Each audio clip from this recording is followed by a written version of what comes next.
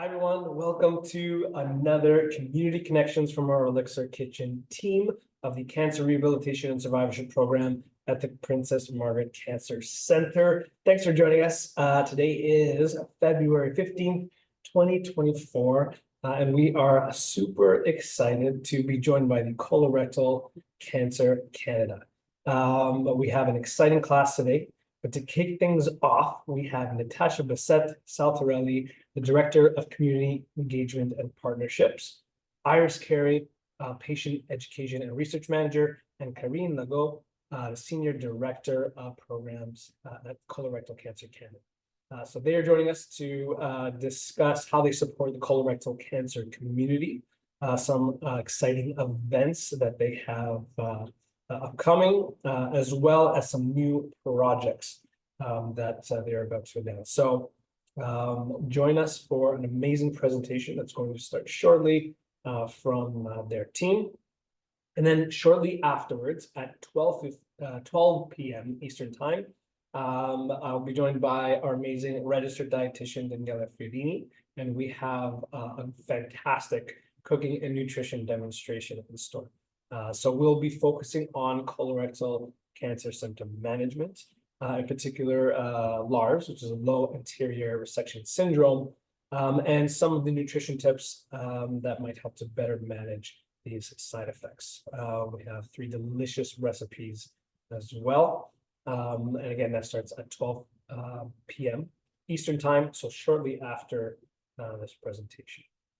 If you haven't already, again, thanks for joining us today, but if you could subscribe to our YouTube channel, click the notification bell, that'll just give you a heads up for any upcoming classes that we do have.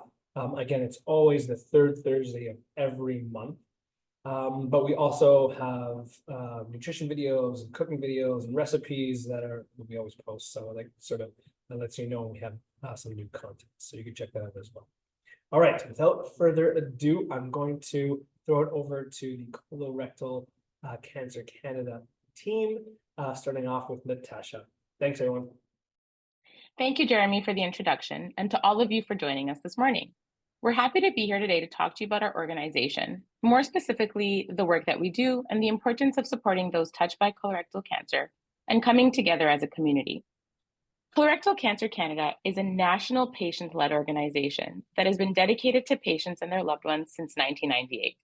In fact, last year we had the privilege of celebrating our 25th anniversary. Throughout the years, we've remained committed to raising awareness, bettering patient and treatment outcomes, and supporting those touched by colorectal cancer through every stage. Of course, none of this would be made possible without the help of the community that stands behind us.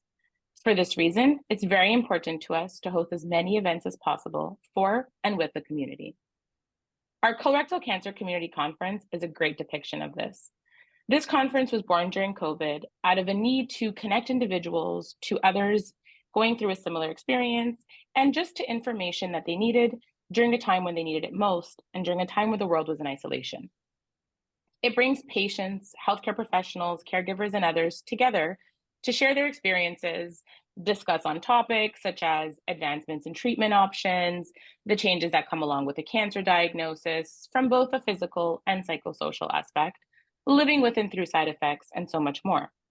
This year, we are privileged to be hosting our 4th conference on May 14th and 15th. It takes place on 2 half days virtually from 12 to 4 p.m. Eastern Standard Time, and registration is set to open late February and is cost-free. We'll also be launching registration on February 1st for our famous Push for Your Tush events. For those of you who don't know, Push for Your Tush is our family-friendly 5K, 10K, walk, run, whatever you want to do at your own pace, that was started as a way to bring together individuals and their loved ones in a non-clinical setting.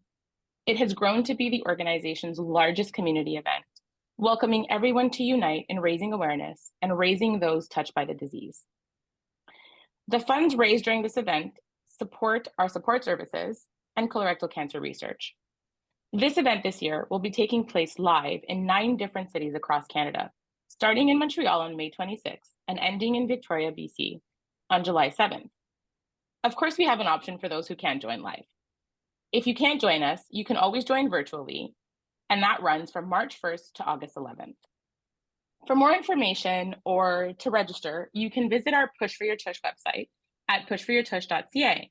Our early bird special for this event will end on March 31st to close out Colorectal Cancer Awareness Month. For those of you who don't know, March is Colorectal Cancer Awareness Month. As you can imagine, this is very important for our organization. Every year, we launch an awareness campaign more focused on screening and invite Canadians to partake in spreading awareness and getting conversations started. We invite you to interact with us on social media and follow our social media campaign that will be running throughout the month. Well, once again, this year, we'll also be participating in Dress in Blue Day. This year, it happens to fall on March 1st. As we did in the past, we'll be inviting everyone to dress in blue, take a selfie or take pictures, and post it online and tag us at Colon Canada, if you wish. Our team members and many of our partners will be doing the same. In fact, major landmarks across Canada will be lighting up in blue throughout the month to show their support. These include the Legislative Assembly of BC, the CN Tower, the Calgary Tower, the Montreal Olympic Stadium, and the Millennium Sundial, to name a few. Our giant colon will also be back on the road, and we'll be hosting a few lunch and learn events with our partners. For more information on how you can get involved during the month of March, you can visit our website at colorectalcancercanada.com, or you can actually find out more about any of the events that I mentioned today on our website. You can also join our newsletter to stay informed or receive additional information. Iris, can you maybe talk to us a little bit more on what they can expect from the newsletter and the benefits of subscribing to it? Yeah, for sure. Thanks, Natasha. So the newsletter is a send out that we do every month, and they go out usually the first day of every month. And what we do in the newsletter is we like to keep people in touch, keep the colorectal cancer community in touch with what's going on at Colorectal Cancer Canada. We love to feature up front and center different patient and caregiver stories, which are a really great way for people to share their lived experience with colorectal cancer and inspire and provide hope to others who may be going through a similar experience. We like to also feature new and existing resources that we have at the organization. So we always have a section that's dedicated to resources that you can download right there from the newsletter. And we also have a section that is dedicated towards keeping the community up to date on research updates or advancements in colorectal cancer care. So we're trying to, so I do these updates and, we look through what is the latest that's come out in the past month when it comes to treatments or updates to treatments. And we try to take that, which often is, very complicated in its language, and sort of translate it into a much more understandable format so that the community can understand, what's sort of up and coming and what's, soon to be accessible, in a Canadian context. And so we have those. We also keep everyone up to date with events like Push for Your Tush or March Awareness or the conference or other special events that we might be hosting.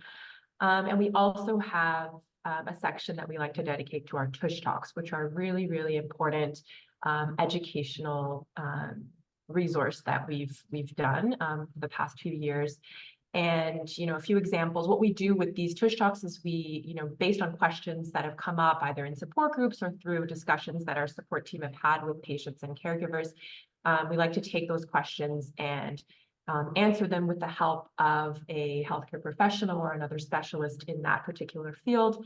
And we do these webinars that are usually around 30 to 40 minutes. Some of the biggest Tush Talks that we've had in the past year, we had one dedicated towards nutrition. During cancer care, we had one that was dedicated towards exploring metastatic colon cancer and the treatment strategies that are available to treating that in Canada, as well as one that was all about how to have those difficult conversations during a cancer diagnosis and treatment. And so they do cover quite a range of topics, from treatment to diagnosis to sort of more the psychosocial side of the illness. And so we really try to, we tend to put about one per month. Sometimes that changes depending on availability of our speakers, but we always try to promote those in the newsletter as well. So But if people do have, for example, more individualized questions about their particular experience that they have particular questions that they would like to have answered, we also have the ability, you can reach out directly to Karine, who's part of the patient support team, who provides one-on-one support, and Chelsea, who is our other patient support specialist, who is going to be offering counseling as well. So I'll pass it over to Karine to talk a little bit more about those support services. Thank you, Iris. I think it's important to underline that there's no question that is a bad question that can be asked of support. So we receive really an open range of questions, either through our email address or even by phone. So we're more than happy to answer any question that you may have. I think it's important to distinguish what the one-on-one support is and what the difference is between counseling. So the one-on-one support can be offered by any member of our support team. It can be myself, as we said, it can be Chelsea, or even sometimes Barry gives us a hand in answering some of those more complex questions. Mostly it is about answering questions about CRC. It can be also answering medical questions that you may have about, for example, treatment you're going through, or even some side effects that you're experiencing. For sure, we don't replace your medical team. They're always the best resource to answer those questions and make recommendations. We're really a supplement to that. We do have the opportunity to spend a little bit more time with you and really go into detail about some of these questions that you may have. We also do a large part of actually just listening to what's going on and having an open conversation about what you're experiencing, and also it gives us the opportunity to offer some specific resources that you may need at this point. Being support specialists, we know what is available within Colorectal Cancer Canada, but we also are very familiar with what's going on outside in the community. So the one-on-ones are a great opportunity to either reference to resources that we've developed, or even to find in the community some resources that may be useful to you. And this can go even beyond just physical educational resources. We've had questions in the past about, for example, finding a local social worker, or finding some local resources for physiotherapy. Those types of things are also things that we help with in knowing what's out there close to you. The other thing that we also do during the one-on-ones are helping patients to advocate for themselves. So really understanding how they can do that with either their medical team or even within their family unit as well. It is a great opportunity that's available for either the patient or even caregivers, family, anybody that's close to somebody that with CRC can really contact our services and learn a little bit more about that. And one of the things I think that's really important that we do is we do help individuals prepare for upcoming appointments. So let's say it's your first appointment with your surgeon. You don't know exactly what you want to ask. You don't know what questions are the good questions. You don't know what you don't know. So our team is really there to go through what types of questions you should be asking, what types of information you should be requesting from your specialists. And even afterwards, we're also available to go through that discussion that you had with the specialist and sort of highlight maybe some important points and go over some things maybe that you understood not as much. And that is one of our roles that we do during the one-on-ones as well. The difference between the one-on-ones and the counseling. So counseling is offered by really a professional within CCC. So for example, Chelsea, that's a support social worker, or it can be really somebody that has experience doing counseling. And it's a more robust follow-up that we do with individuals. And it usually addresses more acute or more serious impacts of cancer. So for example, people that are dealing with depression or anxiety, or even just the fear associated with a cancer diagnosis or fear of reoccurrence as well. That's things that, for example, our social worker will provide a more structured approach, will really be developing coping skills with the individuals. And sessions usually vary between 6 to 8 sessions that are really on a regular basis with the individuals and follow more of a structured plan and follow-up as well. It is also all free of charge, so there's no fees associated for this service. And what is beneficial of this is it can come and fill the gap sometimes before you have that resource available through either your hospital or your community center. This service really comes and palliates that in-between period where you may not be able to have access to that service through your care team. And lastly, both the one-on-one and the counseling, it gives us the opportunity to really determine with individuals if they would be suitable to join one of our support groups. So our support groups, currently at Colorectal Cancer Canada, we have 5, and they're really specific to the needs of each individual. So for example, we have a support group that's specific for people that are in treatment, that speaks really to the experience of being in treatment, some of the side effects you might experience, some of the challenges you might be living through while you're going through treatment. So all the individuals that join this group are in that active stage. There's other groups such as the one for younger onset adults, so the ones that have been diagnosed before the age of 50. So because the live experience is a little bit different, the challenges might be a little bit different, you know, be more about kids. There's different challenges that come when you're diagnosed with colorectal cancer at a younger age. So this group, for example, will only be individuals below that age. Again, there's a group that we have in French. There's a group specific also for caregivers. So this is only individuals that are supporting somebody else or a patient that has colorectal cancer. And it gives us the opportunity to exchange in a very open setting where it's you can't say anything wrong. It's really, you know, people understand the challenges that you're going through, and it gives us really a safe space to discuss things that you may not have the opportunity to discuss with others around you. So those are some of the great support groups that we have. And most likely more will come within 2024. We're always developing our different services. The support groups, the best way to join one of those would be to contact us at our support email.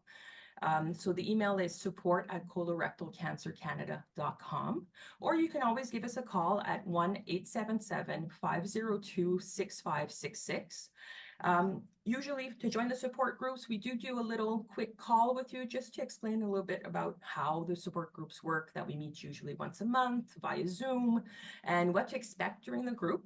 And it'll allow us also to confirm where is the best place to send you the invitation prior to the support group as well.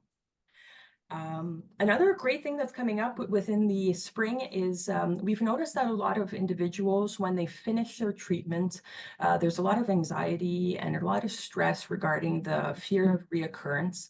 And it's something that's not really addressed a lot, and we don't really have a lot of resources available for these individuals.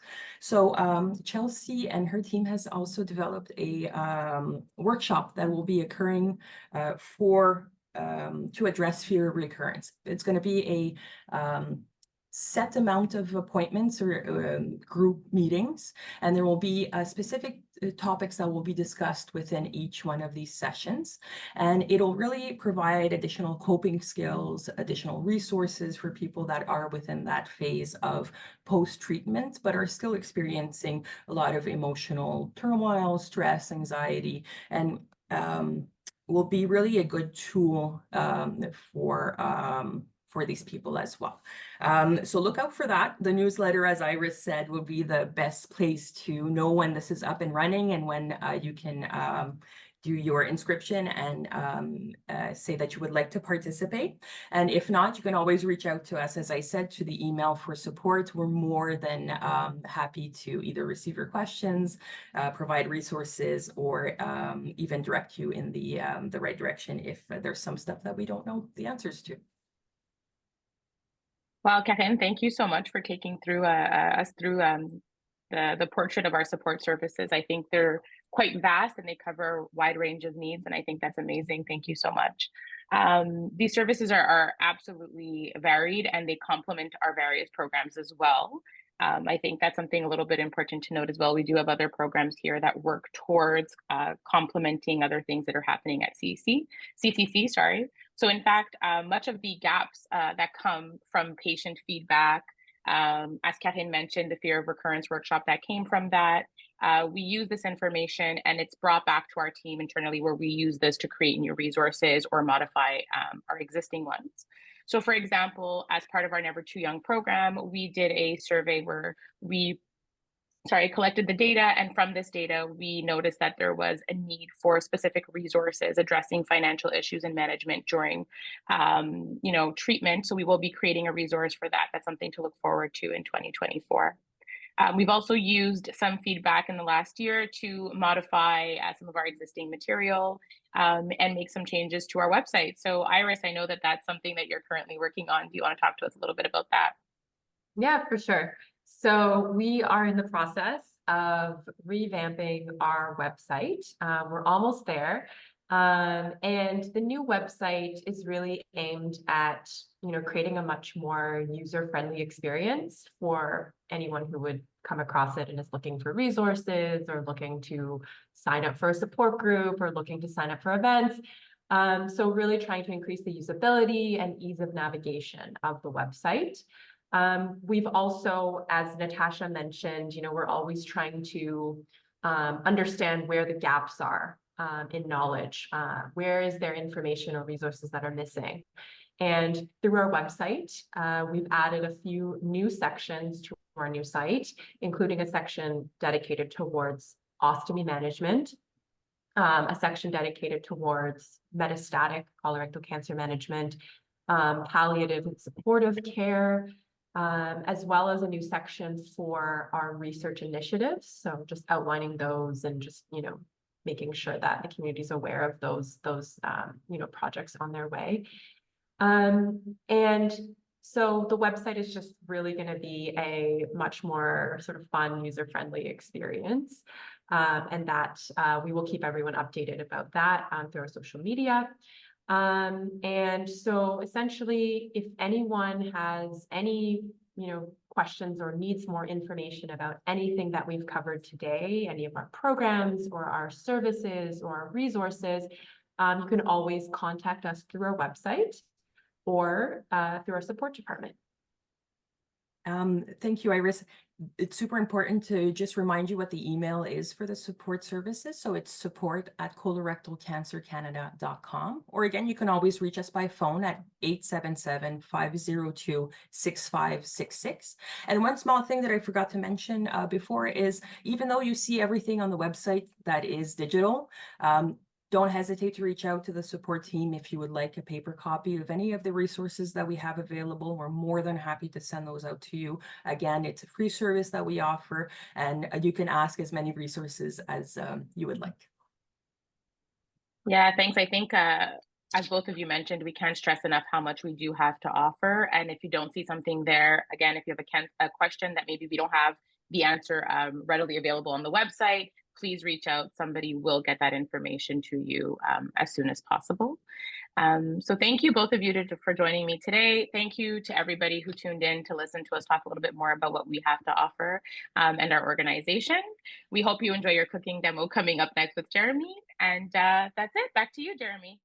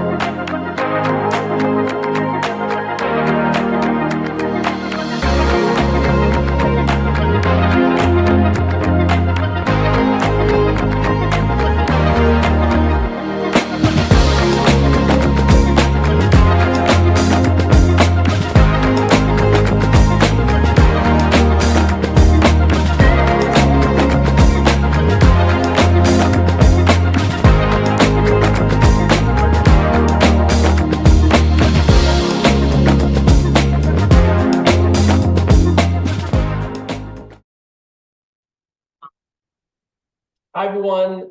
Welcome to another Community Connections brought to you by our Elixir Kitchen team from the Cancer Rehabilitation and Survivorship Program at the Princess Margaret Cancer Center. First off, just a huge thank you again to Colorectal Cancer Canada for their wonderful presentation earlier. If you didn't get a chance to watch that, don't worry, we will be posting it on our YouTube channel. Probably by tomorrow, so you'll be able to watch the presentation in its entirety. But again, just a big thanks again to their team. Welcome. My name is Geremy Capone. I am the wellness chef, and joined as always the amazing registered dietitian Daniela Fierini. Hello, Daniela. Hi, Geremy. Hi. Today we are featuring some quick and easy recipes that are tailored to meet the nutrition needs of people living with colorectal cancer. Whether you're going through treatment or you're recovering from treatment, gastrointestinal problems, nausea with or without vomiting, low appetite, low energy can make eating well difficult. And if your treatment included something called a low anterior resection, you may have increased frequency and urgency to move your bowels, or you might be experiencing constipation with incomplete emptying. Modifying the type and amount of fiber. So more and more we learned that there are so many different types of fiber, not just soluble and insoluble, may be one way to manage these symptoms and stay well nourished. And also staying hydrated is important because it's so easy to get dehydrated when you have diarrhea, vomiting, or high output from your ostomy. So as usual, Geremy has worked his magic to actually create 3 nutritious and delicious recipes that take into account the struggles you may be experiencing if you have colorectal cancer. I'll also take a moment to say that whatever we present today, if it conflicts with the advice you've been given by your healthcare team, or if you're seeing a dietitian to help you with your challenges, please just bring this forth to them to see if it's okay for you to do. We know that it's very individual, the symptoms you're experiencing, and sometimes the advice is more specific. But what we're going to do today is talk about the manipulation of fibers and also looking at hydration. Okay, so our 3 recipes are comforting carrot and kelp broth, pastelon, which is very interesting, and Geremy will tell us a little bit more about that history. And then a banana bread mug cake. Sounds good, huh? So our first recipe, the comforting carrot and kelp broth. So we talked about diarrhea and vomiting, and with that, your body can lose large amounts of water, nutrients, and essential minerals like potassium and sodium. Potassium and sodium are also referred to as your electrolytes, and risk of dehydration is high. This soup, you could consider it to be a homemade oral rehydration solution. It's rich in salt, potassium, and other minerals that help to replace your fluids. It's simple to make, but definitely not simple in flavor when Geremy gets his hands on it. So off to the kitchen. Thank you, Daniela. Okay, so yes, we're gonna jump into the first recipe. Like Daniela mentioned, something that offers more hydration. This is a very simple broth, but using a few, pantry staples that you might have, we can still add a lot of flavor, we can still add a lot of character, so that it is still very enjoyable. So we're making a carrot, like I mentioned, carrot kelp broth with a little bit of miso in there as well, and very simple 3 ingredients. So we're going to start off with the carrots first. We'll put it down here. Start off with the carrots first, and very simply just washed, peeled carrot, and then continuing with that peeler. What I want to do is just continue to peel.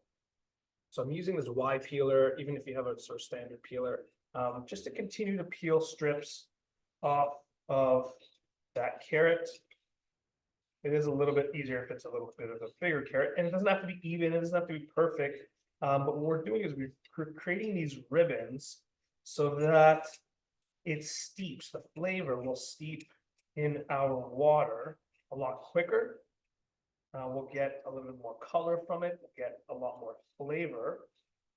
But I think most importantly, it's the speed at which we'll be able to prepare this broth. It shouldn't take really more than 5-10 minutes in total.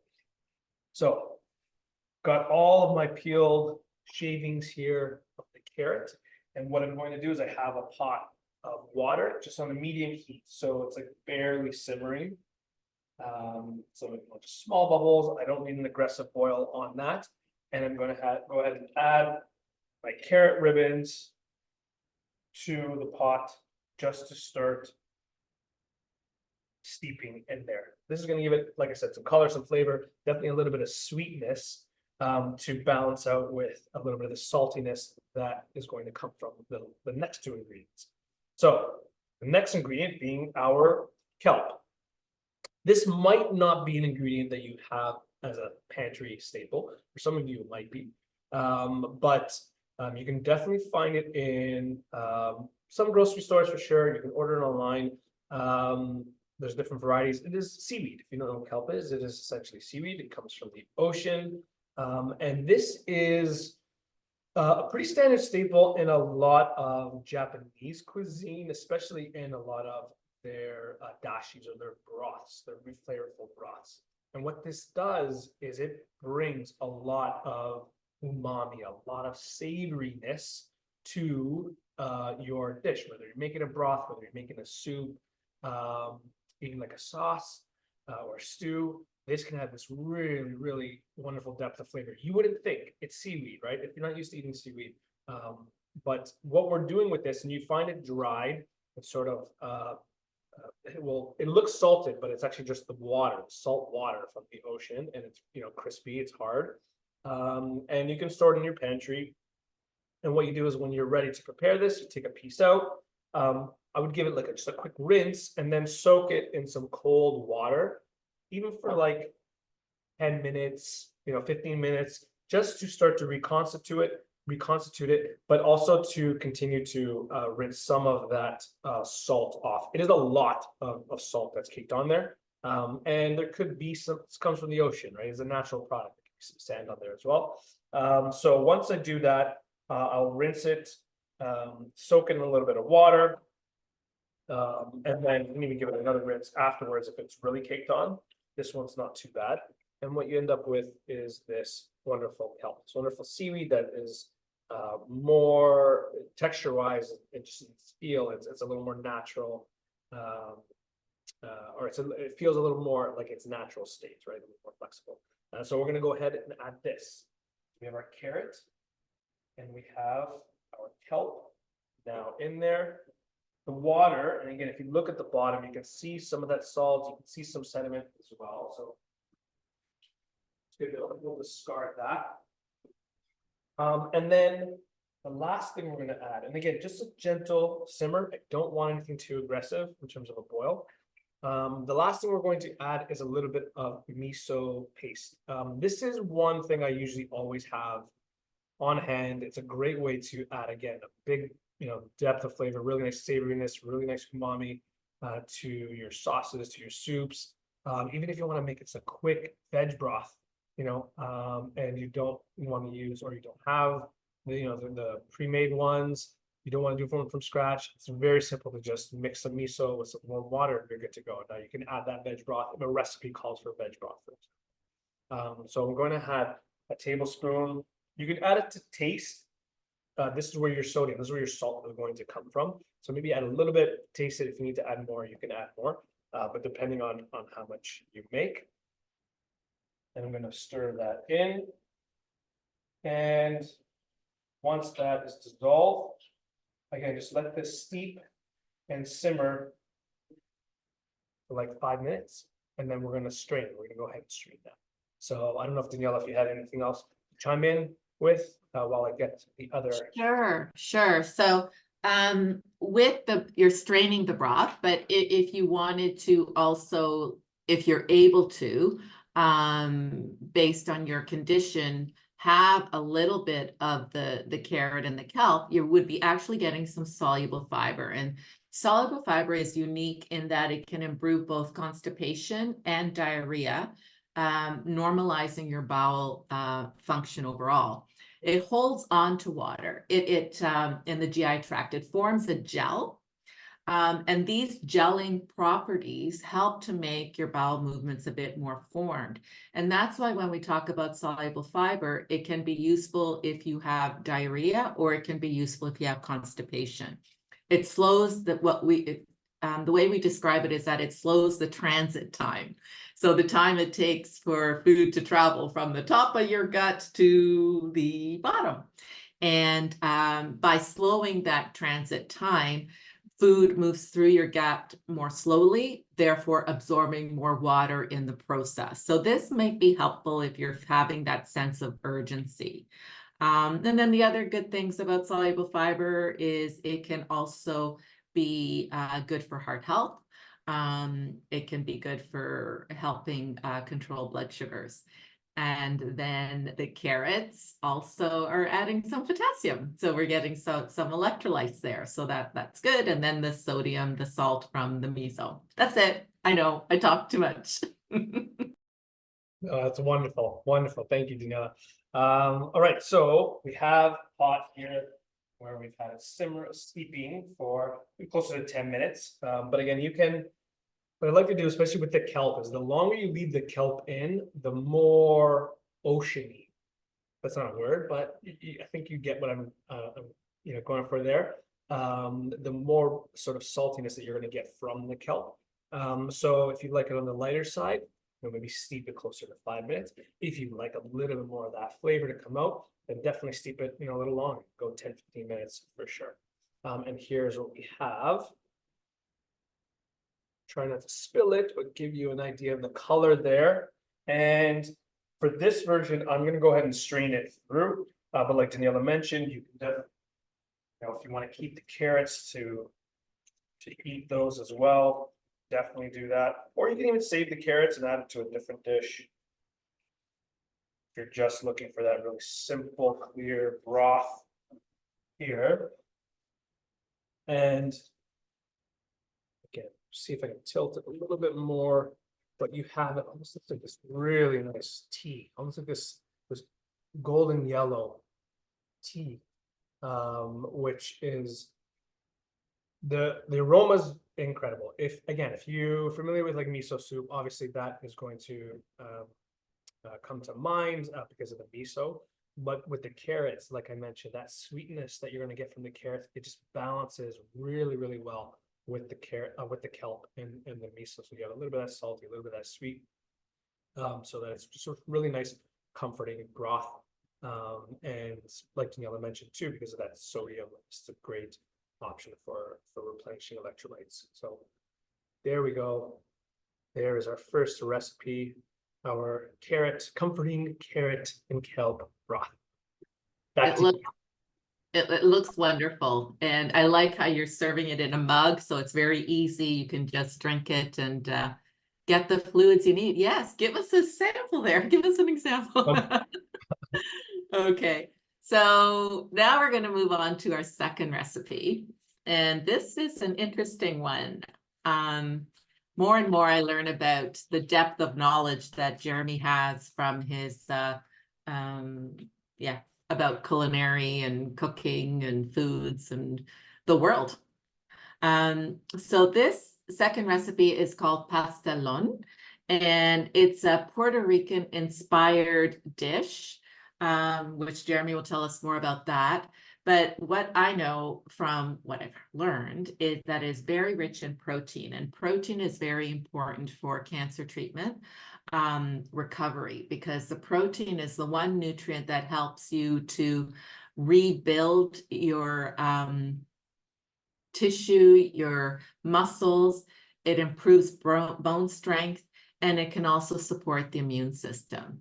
And then the plantain that's used instead of the potato in this dish also adds some more soluble fiber, which we talked about earlier in the previous recipe about acting as a gel to promote complete well-formed bowel movements. And it's also soft in texture. So I'm assuming that you can change the texture. So if you need it to be really soft, it's possible. It's that versatile, especially if you're recovering from surgery and you've been told to follow a soft diet. Okay, off to the kitchen. Thank you, Daniela. Yes, so we are making, this is one of my favorite dishes. This is, like Daniela mentioned, originates from, you'll see it actually in Puerto Rico and the Dominican Republic as well. Some slight differences there. But it is essentially, I guess the comparison would be like a lasagna or like a shepherd's pie, right? But using, I think the key ingredient here is the plantain. And if you never used plantain before, you'll see them in the grocery store and you're like, oh, those are massive bananas, plantains. And what you'll see them like this. So they're like, look like giant bananas. Some of them are very green. Some of them will be a little more yellow, closer to like a ripe banana look to it. And those are, both options. The greener they are, the less ripe they are, and the more savory they will be, right? So you're not going to get a lot of sweetness out of it. So for a dish like this, that's okay. That's actually what I'm looking for. If it is on the riper side, you can still use it, but you're going to get a little more sweetness out of the banana. So, or the plantain. So it all depends on what you're going for. I think traditionally it's probably on the greener side.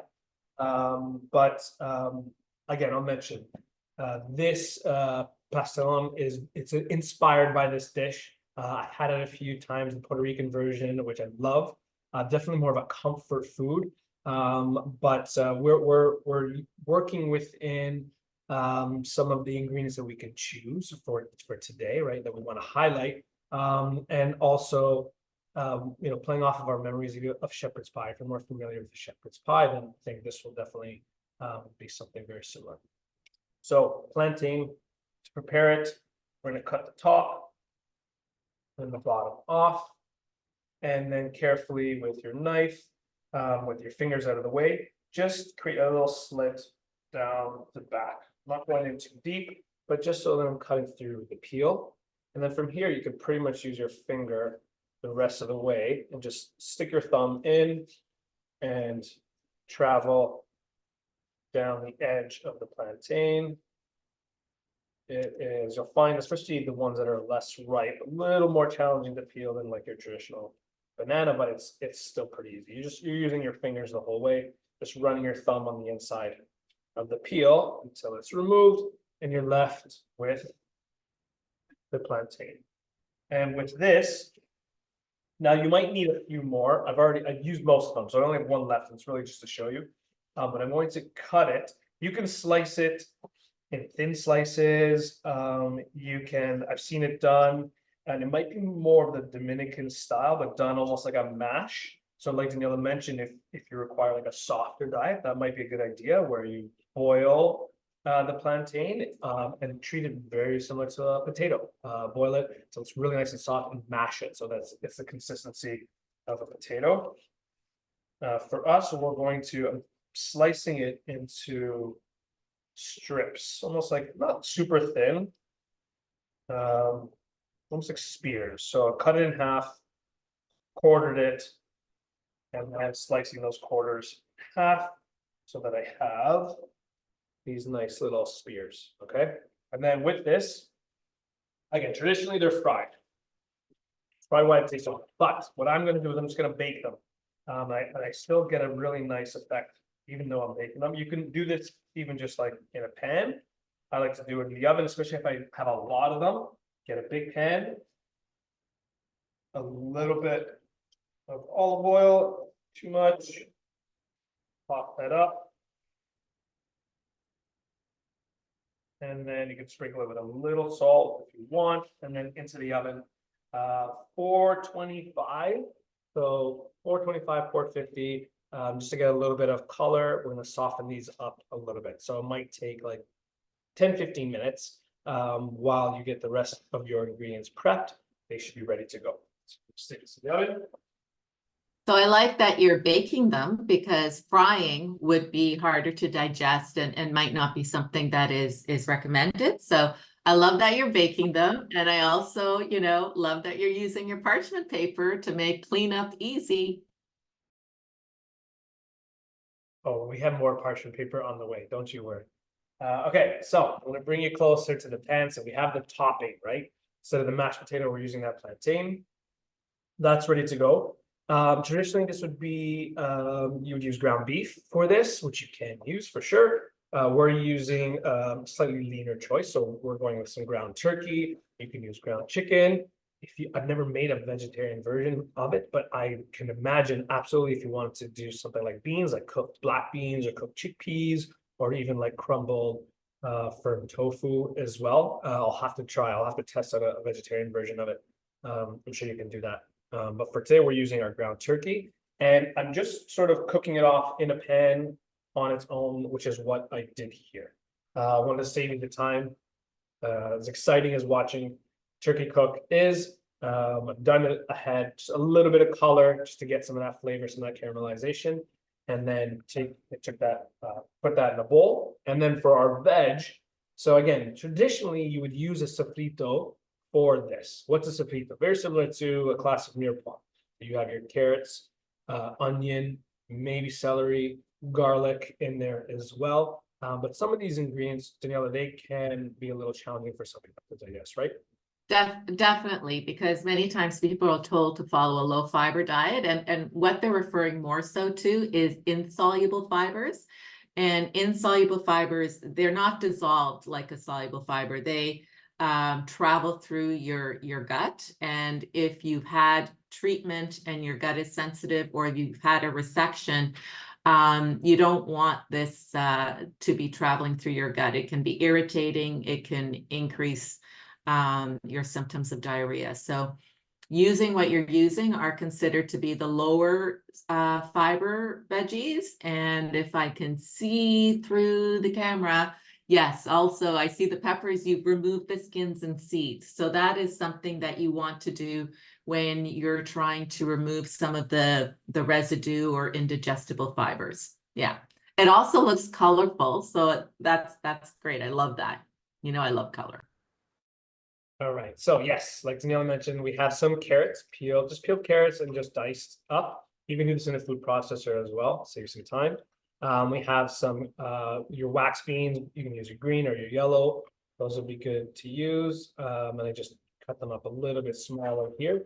And then, like Daniela mentioned, the peppers, but the roasted peppers. You can buy these already roasted in a jar, so that saves you a lot of time with the skins and the seeds removed. Just go through it because sometimes you might have a seed, here and there, even in the jarred version. But at least the convenience of having it already roasted and peeled is there, which is great. So I have a pan, medium heat. This is the pan that I cooked the turkey in, and I'll add my carrots, green beans, my roasted peppers. Even with some of the liquid in there is okay. Bring you a little closer because like Daniela mentioned, I just love the color in this, right? So we have the red, the orange, the green in there. And then to season this up, again, we're not adding the garlic and the onion, right? Because like Daniela mentioned, those can be challenging for some people to digest. But if you are able to tolerate the powdered versions of it, those are a great way to still get the flavor without having to add the whole ingredients here. So I'm going to add, in this case, a little bit of onion powder. Yeah, onion powder. I always mix up the onion and the garlic powder. That looks similar. A little bit of garlic powder. So getting still some of that onion and that garlic flavor in here. If you are okay with dried herbs, a little dried oregano, which would be traditional to the dish. And then I like the addition of smoked paprika. In the versions I've had, I don't think they've added smoked paprika, maybe regular paprika.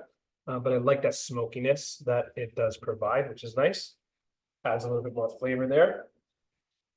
And this way I'm still using the vegetables and the ingredients that might be a little easier to digest, but I'm still getting the flavor, right? Which is important. So medium high heat. I just want to soften the carrots up a little bit. The roasted red peppers, they're already nice and soft, and the green beans really don't take any time at all. And we'll be baking this afterwards. So once we have the flavors coming through, I'm going to go ahead and add that ground turkey, which I've already cooked off.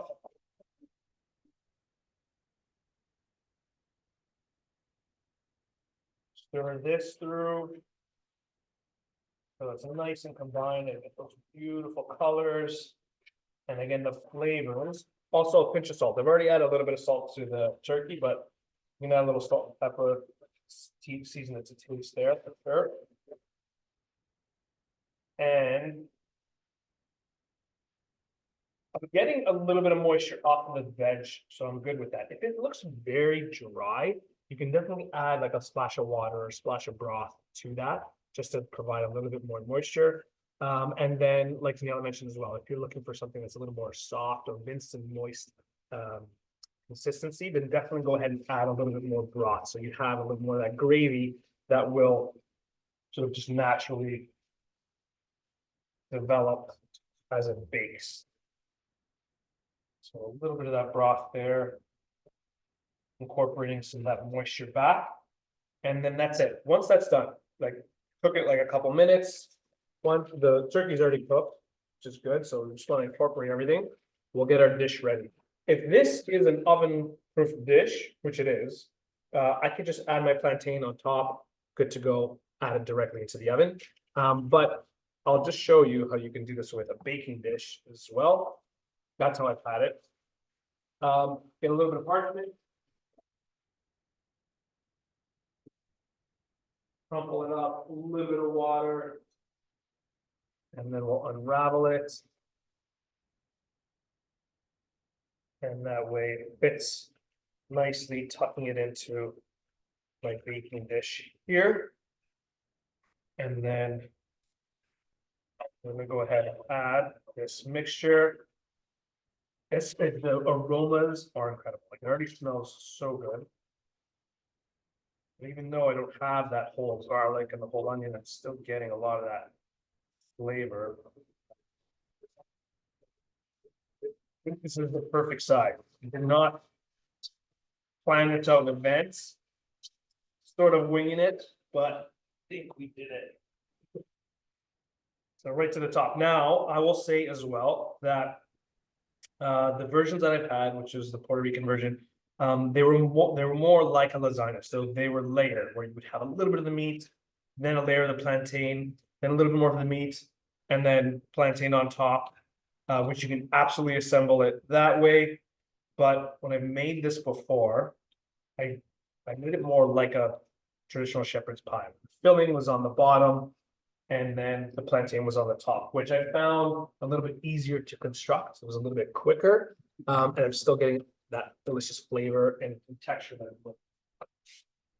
All right, so here's our filling, our plantain, nice and golden brown. And again, this version, baking it like this, you're gonna get a little bit more texture, right? Which is nice. But like Daniela mentioned, if you're looking for something a little more soft, then definitely, instead of baking it, go for more of a boiled, mashed version of it. And like this, I'm just layering it on top. With the mashed version, you would just sort of scoop that mashed plantain on top and spread it over. So tuck it all in there so it's mostly covering.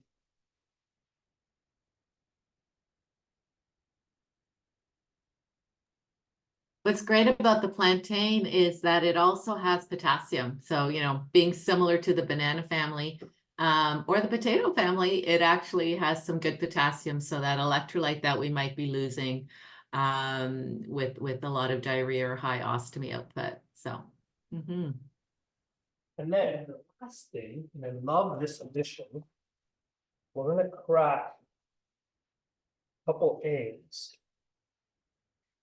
and whisk this and pour it right over top.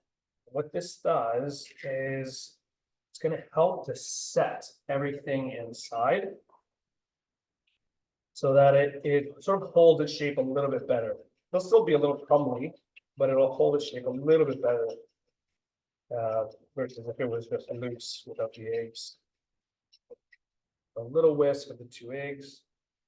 And then I'm just going to pour it directly over top. And what this will do is it will pass through the plantains. Might give it a little shake, shake. It'll pass through the plantains and then settle into a filling in the bottom. And that's it. Now, the versions I've had, and I think traditionally, there would be some cheese. You could put some like melted cheese on top. So that is an option. I'm making a dairy-free version here, but you can definitely put some, shredded cheese on top if you like that as well. That's it. Cover this into an oven 375 degrees for about 15 to 20 minutes. It's really just the eggs that have to set and cook, and you're done. We have our finished version here. I'm going to finish mine with a little bit of finely chopped herbs, but it's optional. Just for a little bit of color. That looks amazing. And there we have our inspired version of a pastel. It looks beautiful. And what I really love about this dish, Geremy, is the versatility. So if the vegetables that you used aren't exactly the vegetables that you can handle, then you can swap that out. And I'll just take a moment to mention that you can go to the Colorectal Cancer Canada. They have some great recipes through Nourish Online, or University Health Network has a couple of handouts you might want to look at. It's eating hints if you have diarrhea, or knowing about low fiber for partial bowel obstruction if you need to know more about which vegetables you can and can't have. Hi, so we're up to our third recipe. I almost said dessert. It is a dessert. It's called a banana bread mug cake. Now, this delectable dessert, you can also have it as a snack, small snack at any time of day. It's packed with protein, which we need for healing. It contains potassium, which helps to replenish stores if you're having a lot of diarrhea or vomiting or high ostomy output. And it provides some soluble fiber to help alleviate either diarrhea or constipation. It's also a good source of calories if your appetite is low and you're losing weight without trying. Okay, into the kitchen with Geremy as he peels the bananas. Thank you, Daniela. Yes, so we're making a mug cake. You may have heard of a mug cake before. Essentially, it is a quick recipe, a quick cake that you are pouring the batter into a mug, microwaving it for a short amount of time, and you have this delicious little treat. Like Daniela mentioned, we're going to make a banana bread mug cake.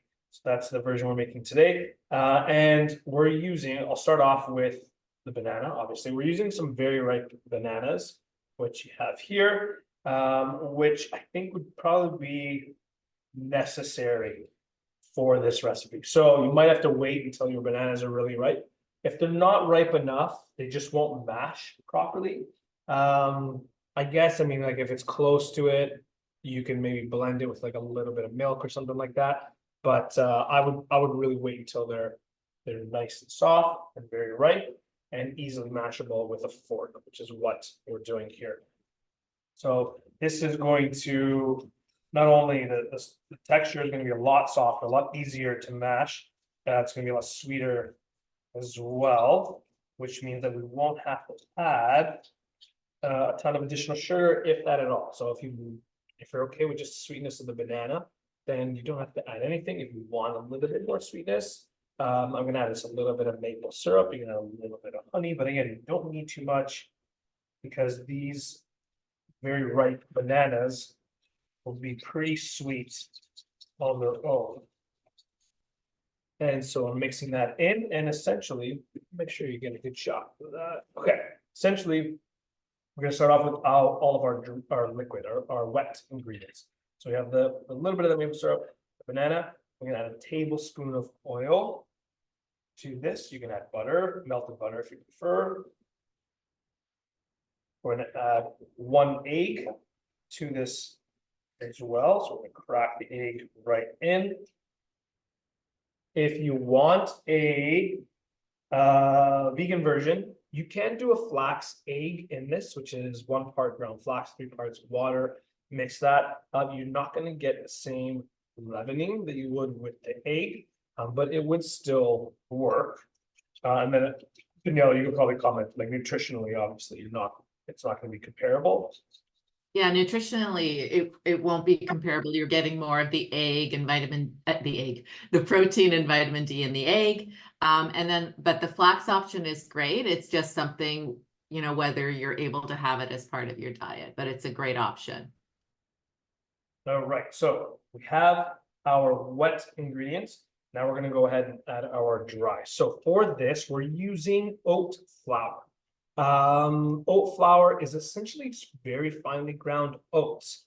You can find it already ground as an oat flour in most grocery stores. But if you have a blender, then you can make your own. Essentially, you just add your oats to the blender and then blend it until it's nice and fine. A food processor will break them down. They won't get it fine enough because the surface area is too big and the blades will just sort of like whip right through it. So in a blender, I find just adding it even in small amounts at a time, if it has a small surface area, and blending it, giving it a shake, blending it, giving it a shake, that gives you a really nice fine consistency. And then you get this really nice fine sort of flour from that. Again, you can use regular all-purpose flour as well. I think for this recipe, though, we just wanted to highlight the oat. So we're going to add 4 tablespoons of the oat flour to this. And then I'll adjust if I need more, I'll add a little bit more. Half teaspoon of baking powder. Again, that will help with the leavening.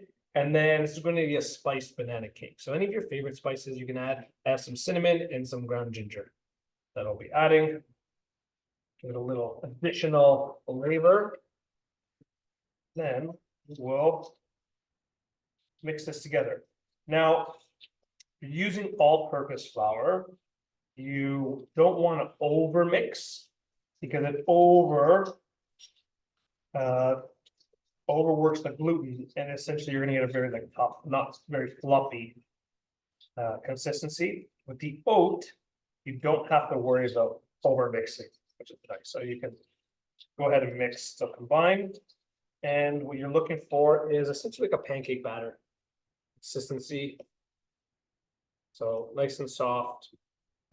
If you're finding that maybe you add a little too much flour, it's a little too stiff, just add a little bit more liquid, even a little milk or something like that to thin it out a little bit. Or if it's like too loose, then just add a little bit more flour.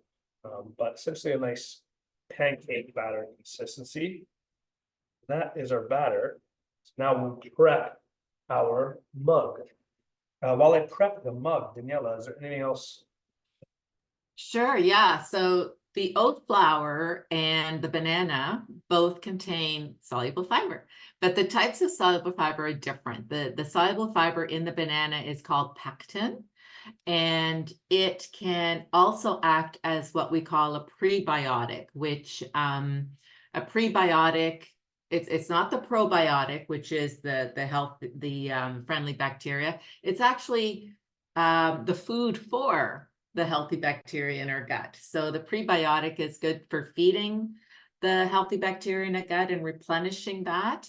But it's also good as a form of soluble fiber that can help manage liquid bowel movements or if you have constipation.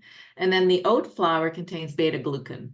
That is also a soluble fiber. It has a number of benefits, including the ability to support proper bowel function.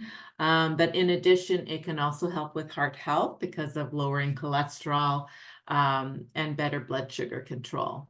And then one last thing, just back to the banana, it's a great source of potassium, which you may also need if you have a lot of loss. Fantastic. Okay, so we have our batter ready to go.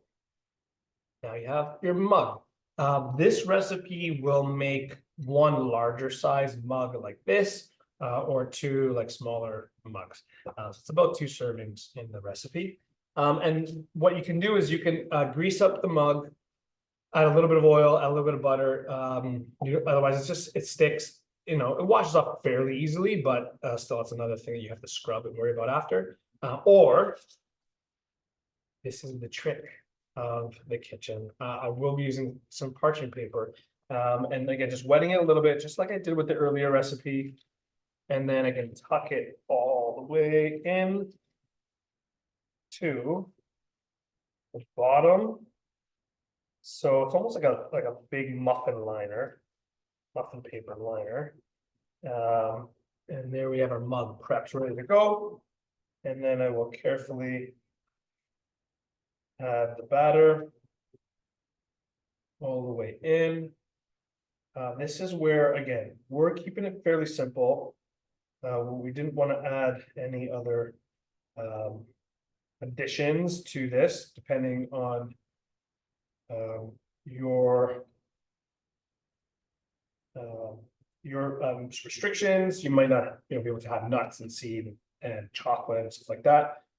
But if you are okay with those things, this is when you can add them, right? So you can add any little bits, pecans or chocolate chips or anything you want to that. But otherwise, we're keeping this really nice and simple. So it tastes the cinnamon and the banana and the deliciousness. So there we have our batter in the mug ready to go. We're gonna microwave this on high or just like your regular setting for 90 seconds. Okay. 90 seconds. That's awesome. Exactly. That's already quick, but I've already done it in advance too, just to make sure it didn't completely fail. And there we go. There it is. It works. It makes this really quick, amazing little treat, little snack. And again, what's nice about the parchment is it comes right out and you can unravel it. I'm going to give it a nice little scoop off the top, just so you can see. And what's nice is still super moist. Looks amazing. Yeah, really nice and fluffy too. Yes, thank you. Give it to me. There you go. Thank you. I have to try. It's so good. It's so good. And again, what's nice is with the oat flour, you wouldn't really notice a big difference if you were sort of worried about the flavor and the taste. But super fluffy. The bananas and the spices. This is great, honestly, as like a little quick snack. You don't want to make something from scratch. You don't want to go out to the store and buy treats. This is perfect. This is really, really nice. So there and you a great use of overripe bananas, right? Absolutely. We all need more ideas to use up those overripe bananas. So yes, there it is, our last recipe. Thank you again for joining us for another Community Connections from our ELLICSR Kitchen team. Again, just a big thank you to Colorectal Cancer Canada for joining us. And again, if you didn't have an opportunity to check out their presentation, check our YouTube channel, and we'll be posting that presentation there. Daniela, the sources again, maybe you want to mention that URL. I know you Yes. So if you go to the University Health Network patient education website, there are a couple of resources that might be helpful. One is know about a low fiber diet for partial bowel obstruction. The other is eating hints for people with diarrhea. And then there's the Nourish Online series on colorectal cancer that you can also find on the Colorectal Cancer Canada website. There's 3 brochures. One is for the side effects, one is for prevention, and one is for ostomy management. So great resources that you can use. Wonderful. Thank you, Daniela. Have a wonderful day, everyone. Don't forget to join us next month for our next class on the 3rd Thursday of March, as I'm looking it up. The 21st. Yes, that's what I thought. 21st. That's what I thought. Technically. The 21st of March, we have another special guest.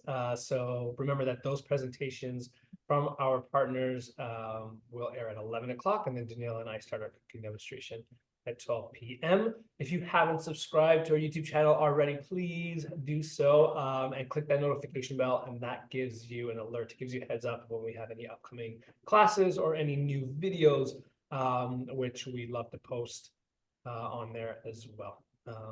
That being said, happy cooking, have a wonderful day, and we will see you next time. Bye. Bye, Daniela.